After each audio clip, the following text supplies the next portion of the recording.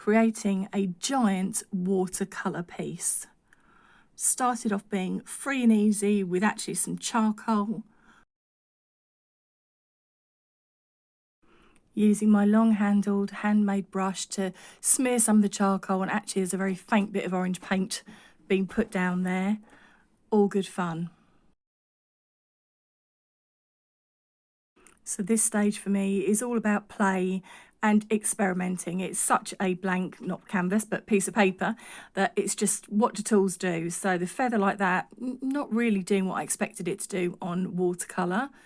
So trying different ways and then going, oh, I like that. That did smear it and swipe it in a way that a brush couldn't do, hand couldn't do.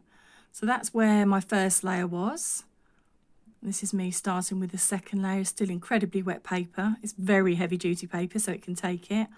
And this is just a rubber scraper that I generally actually use for acrylics, and I just wanted to see what it would do with watercolour. Beautiful aqua colours. So this is where we're getting to a point where, as you can see from the shine, the whole of the paper is now very wet, and it gets to a point where I want to see how it's going to dry before maybe I can make any further choices with it. Unfortunately, my filming for the next part completely failed, so we go from this to this.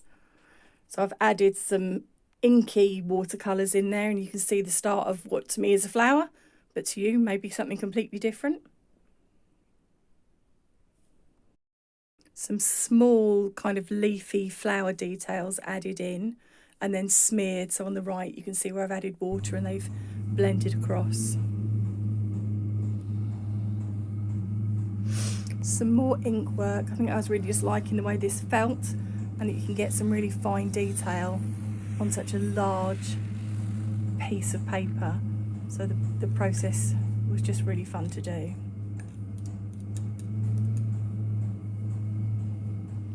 Keeping the drawing loose by holding my pen up high, so I can't get detail, I can't even get straight lines, just letting it be what it wants to be.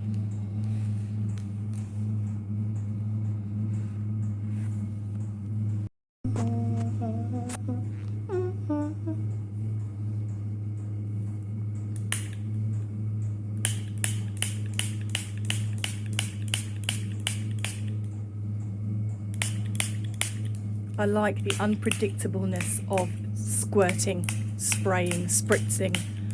Ink reacts, the watercolour underneath can react, the charcoal can react, and sometimes nothing reacts at all. So it really is a way to relinquish control. There's nothing you can do about what's going to happen. Letting this layer dry, so just some close-ups of where I got to.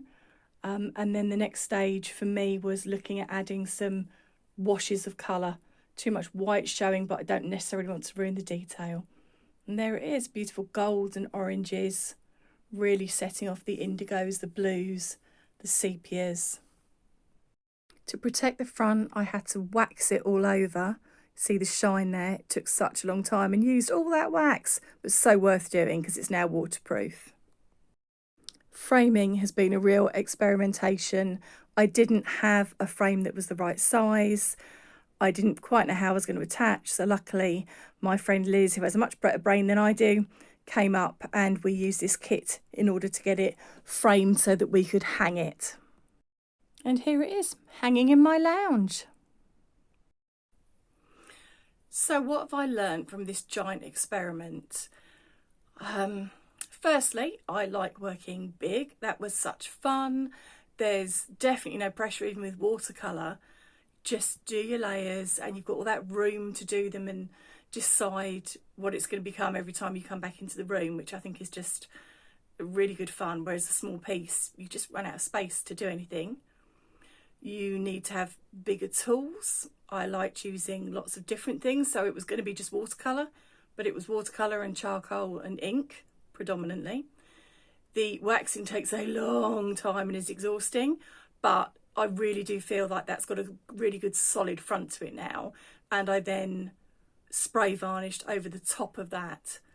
So the back may not be waterproof, but if you hang it not in a bathroom, it would be absolutely fine. So I guess I'm thinking, could I do this and sell them? Because this one can't be sold. The framing isn't good enough to be commercial, but I next time could make it so. And I think the answer is yes. But how I would post it to people or get it to people, no idea. But I really enjoyed doing it. If you've got any thoughts, comments, or you want to know how I did something, then drop them in the comments below on YouTube and I'll get back to you. So, thanks for watching everyone. Bye for now.